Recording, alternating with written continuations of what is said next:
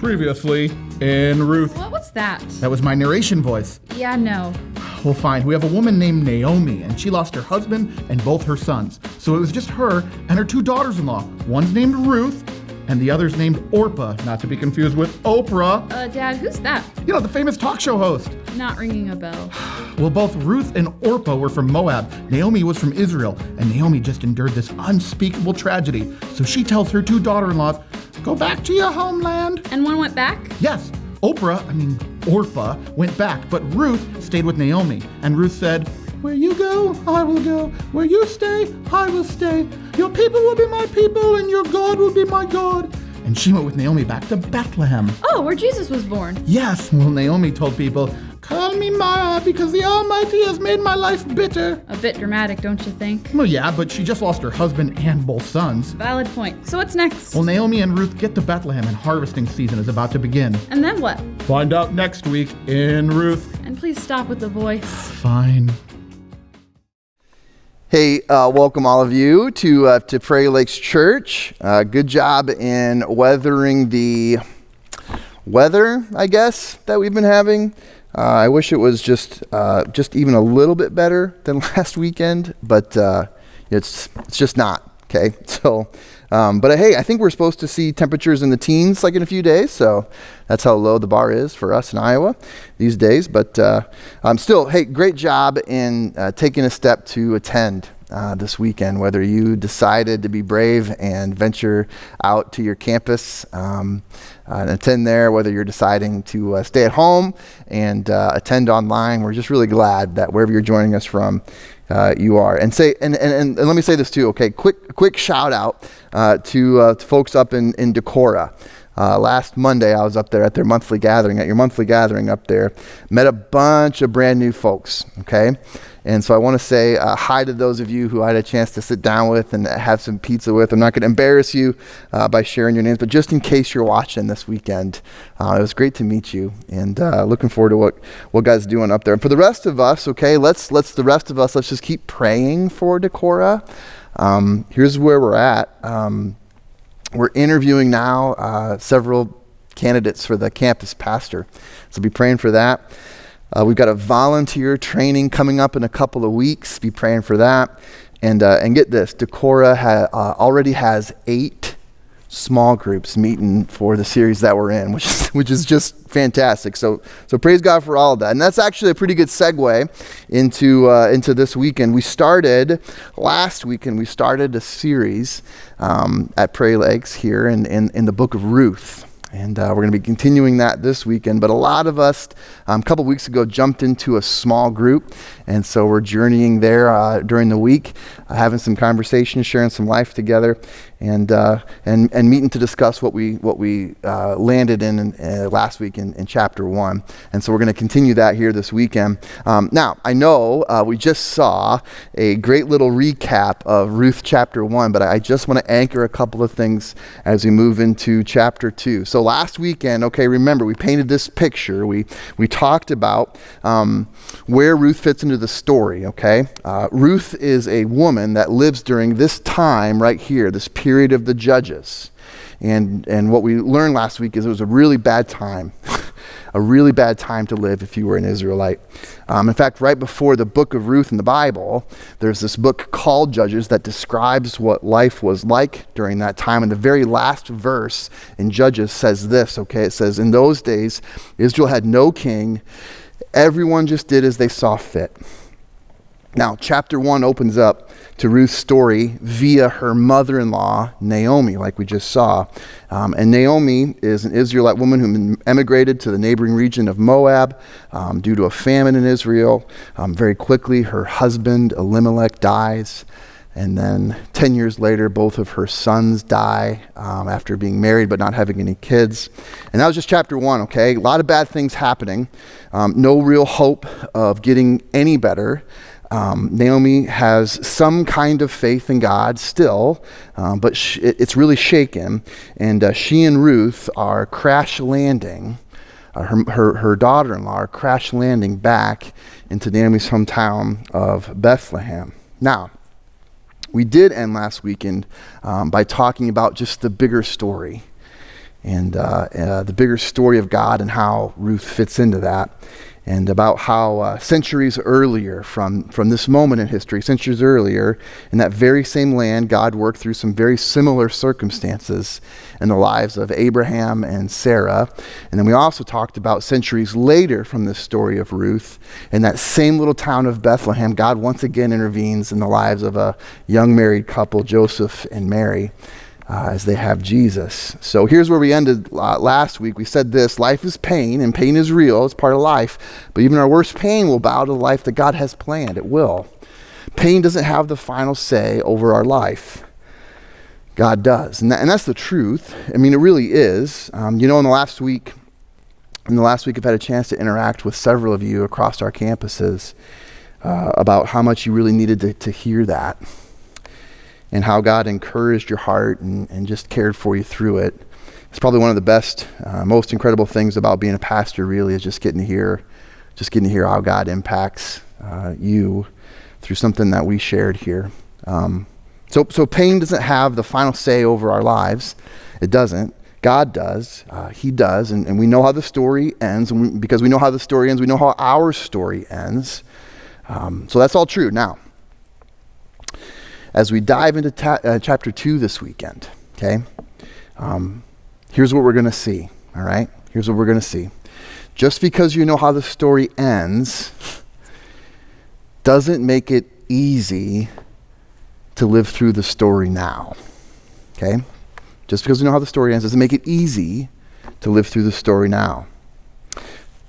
Tragedy, when it strikes, it doesn't hurt less. The loss that we experience doesn't feel lighter. Grief, pain, suffering, they don't suddenly become more tolerable just because we know how the story ends. I mean, it's great to know the end. It is. Okay? And knowing how the story ends really does matter for us in the present. It does. It does. But it doesn't make it easier necessarily. And why is that? Well, because even if we know how our story ends, we're living it in real time. We're experiencing it in real time. We're experiencing it as our story unfolds. As 2021 has begun, across Prairie Lakes, we've done a lot of funerals, like more than usual, I think. And at every single one of our pastors has gotten up and shared how the story ends, Death loses in the end. Jesus wins in the end. And that matters, especially in those moments. I mean, it really does.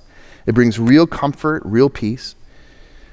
But losing the love of your life after years and years of companionship and partnership, losing your mom or grandma after a couple years of watching her health fail, it still hurts. It's not easy to live through those. And not only that, okay? Not only that, but also this. Even though we know how the story ends, we still have to decide to follow God as our story unfolds. We still have to decide. We still have a decision to make. Knowing how the story ends doesn't take the decision away from us. We don't just get to set our lives on cruise control and let the lane assist just guide us all the way to our final destination. By the way, you can probably still just hear the jealousy in my voice because my 2007 Camry does not have that feature. But I mean, it's true. We're in our lives, we're still at the wheel. We are. We're still steering the course that our life will take. We're making decisions every single day, even through those painful seasons, about which direction we're going to go. Are we going to go towards God? Or are we going to steer away from Him? In fact, let me say this.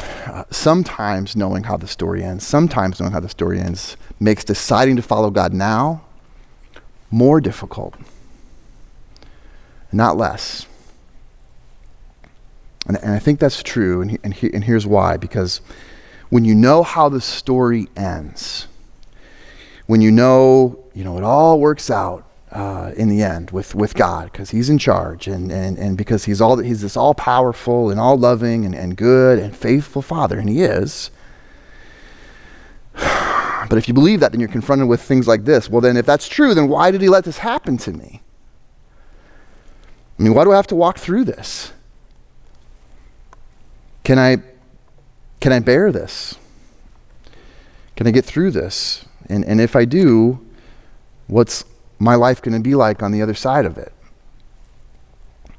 And can it even be true that there will one day be a life that truly balances the scales of everything that I've had to suffer and maybe even lose? And how, truthfully, how am I supposed to put one foot in front of the other? Right here, right now, in real time. When even though I know and believe how it all ends eventually, I don't know, and I genuinely don't know how it all is going to work out for me.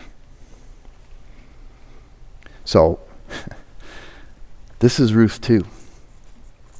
This is Ruth 2. This is Naomi. This is Ruth's story continued. And now in chapter 2, we're also going to be introduced to a third character in the story, a man named Boaz.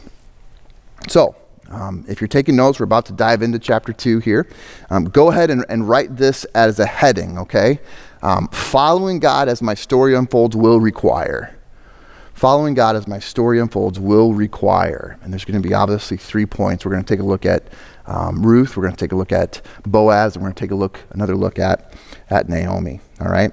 So, Ruth, Boaz, and Naomi, they all had to navigate this. And we're going to see how they decided to navigate as their story unfolded and what God did as they made some of those decisions. So let's look at Ruth first. Now, follow along with me, chapter 2, and we're going to start just in verse 2. Okay, it's going to be on the screen here for you. All right. So here's Ruth 2:2, and Ruth the Moabite said to Naomi, her mother-in-law, "Let me go to the fields and pick up the leftover grain behind anyone in whose eyes I find favor." Okay, so there's the verse. Let me just catch you up to a few things that are going on here.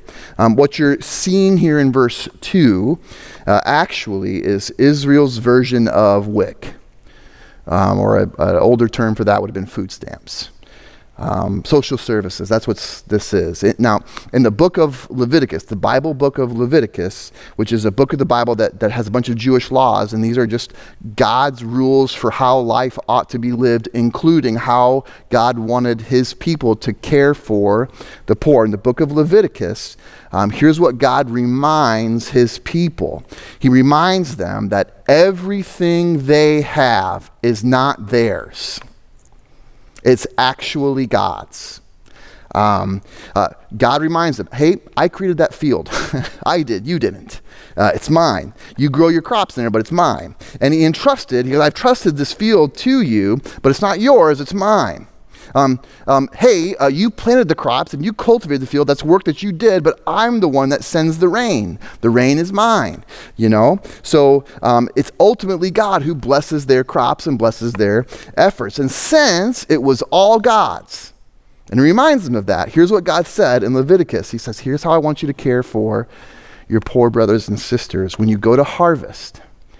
And when he did that, they didn't send out combines into the field. They had sickles in their right hand, and they would cut that grain with their sickle in their right, and they would gather it up and then hold it as a bundle in their left. And they would just go down the row and do that until they couldn't hold anymore. And then what they would do is they would place this bundle of harvested grain down on the ground, and someone would come up behind them and tie those bundles up. But here's what God is saying. When you're harvesting and there's some extra stalks and heads of grain on the ground, leave those there. Don't go back up and try to get all the rest of it. Just leave them on the ground there. And then your poor neighbors can come, and whatever's on the ground, they're welcome to. And they can take all that they need. And that's how I'm going to make sure they have enough food as well. So that was God's law in Leviticus. Now, this is what Ruth is doing in verse 2. Now, there's a couple of other things I want to draw your attention to as well in this verse. First, look at how Ruth is described. Ruth the Moabite. Calling out her ethnicity. She's called Ruth the Moabite. Ruth's a foreigner. And that's how these landowners are going to see her. That's how these ag workers are going to see her. Not just as a woman, not just as a poor woman, as someone who was not from around here. Maybe not here legally, Maybe an easy target for whatever. Maybe, whatever she gets is what she deserves because she's a criminal. It's how they may see her. In fact, later on in the chapter, we're going to see that this is not just perception. This is actually a real possibility. When we look at Boaz's story, Boaz, the guy that owns the field that Ruth eventually gleans from, Boaz has to make very clear to his guys working in the field, don't touch her, don't mess with her, and if I hear that you have, you will not like what's coming after, right? Boaz makes that real clear. And Ruth is aware of this, by the way. She's aware that this is a possibility. She says it right here in verse 2. What does she say? I'm going to go try to find some grain as I travel behind anyone in whose eyes I find favor. Because despite what God's law said, right? Because here's what God said. God said it's okay. Despite how it was all supposed to work out, Ruth knew it's not how the world works. It's not how it works. It's not how it works even with people who claim to know and follow God. I mean, she was in the land of Israel, and she knew it may not work that way. She was hoping to find favor, which meant she was kind of hoping to avoid the opposite. So, here's the lesson from Ruth, okay? Following God as my story unfolds will require courage. It's going to require courage to act, to move, to take a step. No way around it when you're following God. I wish it was different, right? I wish it was just simple and there was no risks and it was all going to work out and you could just take your next step into tomorrow with, fear-free. It's just not how it is. Now, God had told his people, hey, all of what you have is mine. Let the poor among you glean what you drop. Just like God tells us today, by the way, hey, all of what you have isn't yours. All of what you have is mine. Your talent isn't your own. Your money's not your own. Your time's not your own. Who do you think gave all of that to you? Who do you think created all of this? And yet, you and I both know, just because God tells us to do something doesn't mean that we do it. And so Ruth has to have courage. She has to. They need to eat. And this is the way that God provided, but it was still going to be risky. But here we go. Okay? Following God as our story unfolds it just requires courage. In a broken world with broken people doing broken things, courage is a must. It's the first. That's the first. Let's go on to the second. Read with me. Let's just hop up a verse. Let's read verse 1 now together. Here's how the chapter 2 starts. Now Naomi had a relative on her husband's side, a man of standing from the clan of Elimelech, whose name was Boaz. So when you're reading this verse, it kind of appears out of nowhere because we've got Naomi's story in chapter 1, and all of a sudden there's like Boaz. Like, what are we talking about here? Well, it's foreshadowing. Remember, this is a story, so the author is trying to design, she is trying to clue you into something. The author wants us to know who Boaz is and that he's kind of well connected, although we're not sure how he's going to be connected to the story yet. And what we know is he's a man of means. And that he's got a family connection to Naomi's deceased husband, Elimelech. Now, the next few verses tell us that Ruth just happened, wink, wink, to glean the field that Boaz owned. But Boaz wasn't there when Ruth hopped in. She wasn't there. Or he wasn't there. He was at his home office, so to speak, in Bethlehem. But then we get to verse 4. Just then, Boaz arrives from Bethlehem, and he greeted the harvesters. The Lord be with you. The Lord bless you, they answered. Boaz asked the overseer of his harvesters, who does that young woman belong to? Kind of notices Ruth. And when Boaz is told that Ruth is connected to his relative who just recently returned, Naomi, and he's told that she didn't have to follow Naomi back to Bethlehem, that she's actually a foreigner with no real blood connection to Naomi anymore. But she did anyway. And when he's told that she took a really big personal risk today to feed her widowed mother-in-law, Boaz had a decision to make. And he makes the decision. He does, and he does more than that. But he makes sure that she has everything that she needs and more. He makes sure that Ruth is safe, not going to be harassed. He gives her access to the same water that his employees have out in the fields. And then when Ruth asks him why he's being so kind and why he's being so generous to her, a foreigner, and Ruth says that, I'm a foreigner, what's the deal? And you got to understand, she's probably suspicious and has every right to be. Here's what Boaz says to Ruth in verse 11. Boaz replied, I've been told all about what you've done for your mother-in-law since the death of your husband, how you left your father and mother and your homeland, and you came to live with a people you did not know before. May the Lord repay you for what you've done. May you be richly rewarded by the Lord, the God of Israel, under whose wings you've come to take refuge. That's Boaz's response. Now here's the lesson from Boaz's response, okay?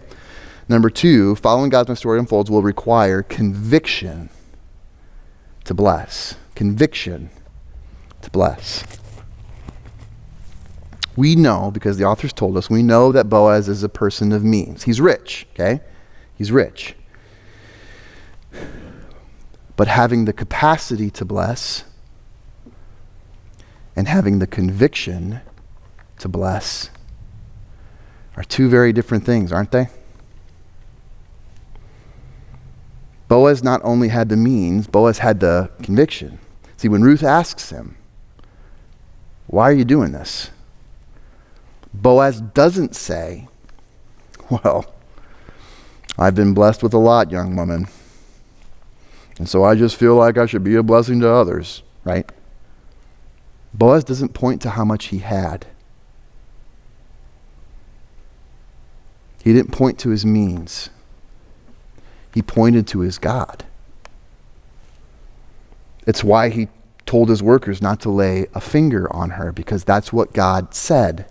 It's why he told her to glean and make sure she had everything she needed, because that's what God said, because that's who God is. And that's what Boaz believed, therefore that's how Boaz lived. It's conviction. And because of his conviction, he chose to bless Ruth. Now, this is a really important point in the 2020s. Because we're reading a story that's like 3,000 years old, but the world works in much the same way. Examples abound in the world that we live in of people, and especially men, in positions of power who seem to lack any kind of conviction,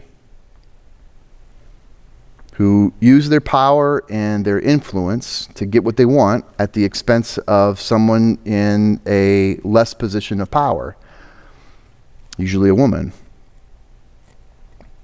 Now, that's obviously wrong, and it's weird and sad that there has to be a hashtag in order to provide some language and movement around that. But, here we are. But here's what I'd also like to point out, okay?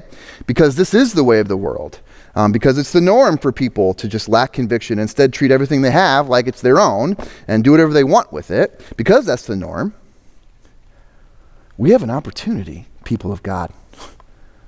Like an incredible opportunity to live differently and to put God on display in a way that's going to be just like a billboard in the world that we live in. To bless others, not just because it's kind, not just because it's the right thing to do, not just because it creates really good video content and really good publicity, but because we've got the conviction to do it. Because this is who our God is, and we want people to know who he is and what he's like. Because of what we believe in, because of who we believe in. That's Boaz. When he was following God as his story unfolded that day, he had a conviction to bless. Number 2, let's get to the third and final lesson here. Hey, later in the story, Ruth's returning home from her day, from her venture out, and she walks into the door, and her and Naomi have an interaction. So let's pick it up in verse 19. Her mother-in-law, Naomi, asked her, Ruth, where did you glean today? Where did you work? Blessed be the man who took notice of you. Then Ruth told her mother-in-law about the one at whose place she had been working. The name of the man I worked with today is Boaz, she said. The Lord bless him, Naomi said to her daughter-in-law. He's not stopped showing his kindness to the living and the dead. And she added, that man's our close relative. He's one of our guardian redeemers.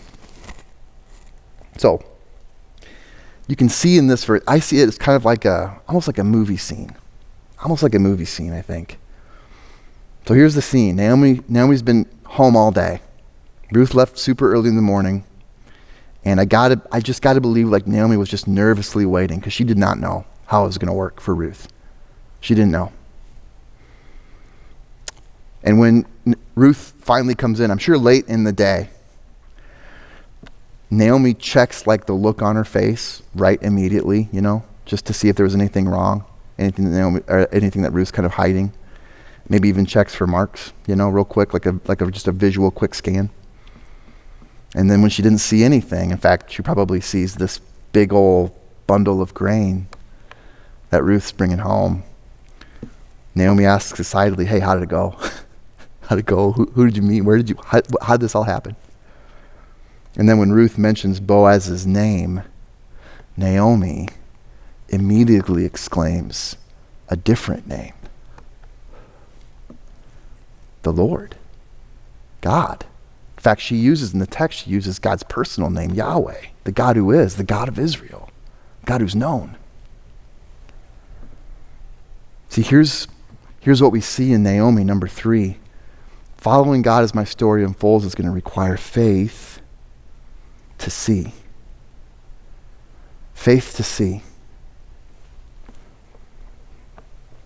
It's at this moment that the question, maybe several questions that have been nagging Naomi for 10 years plus have been answered. Ever since the famine forced her away from her home, ever since her husband was taken away from her, ever since both sons were taken away from her, ever since she returned home with nothing but a daughter-in-law to glean for her very life, these questions were now finally being answered. But the questions were, has God forgotten about me? Has God forsaken me? If it's all supposed to work out in the end, will it work out for me? Boaz is their guardian redeemer, which is another one of those laws God put in place designed to protect people like Naomi, who were walking through circumstances like Naomi walked through.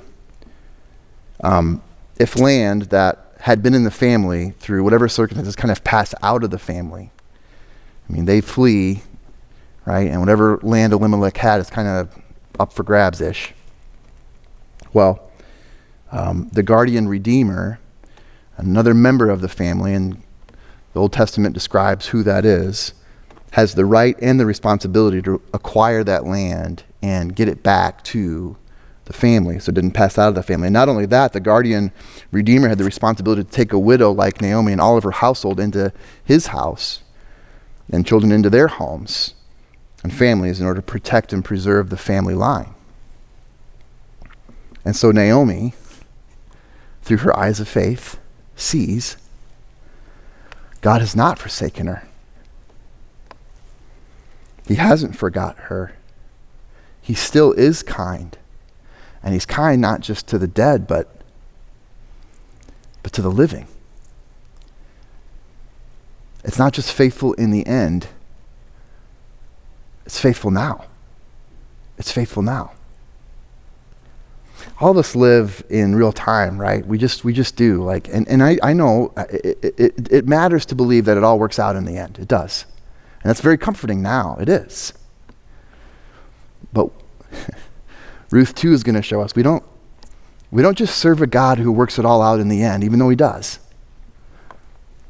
We serve a God who's with us right now. Who's with you right now.